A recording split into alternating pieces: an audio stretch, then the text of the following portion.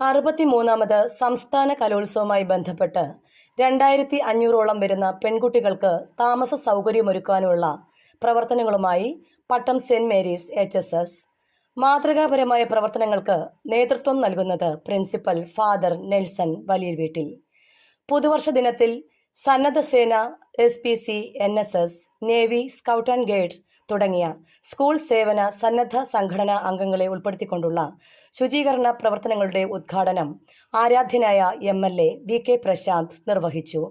വിശിഷ്ട സാന്നിധ്യമായി ആദരണീയ വിദ്യാഭ്യാസ വകുപ്പ് JD ശ്രീമതി ഷാജിതയും LIC യൂണിയൻ സ്പോൺസർ ചെയ്ത പായയും പുതപ്പും JDയിൽ നിന്നും പ്രിൻസിപ്പൽ ഏറ്റുവാങ്ങി.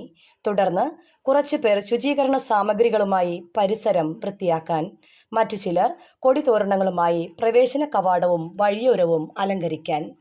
കുട്ടികളോടൊപ്പം പ്രിൻസിപ്പലും വൈസ് പ്രിൻസിപ്പലും അധ്യാപകരും ഈ മഹനീയ കർമ്മത്തിന്റെ ഭാഗമാകാൻ കഴിഞ്ഞതിൽ നോഡൽ ഓഫീസർ എന്ന നിലയിൽ ഏറെ സന്തോഷം, അതിലേറെ അഭിമാനം.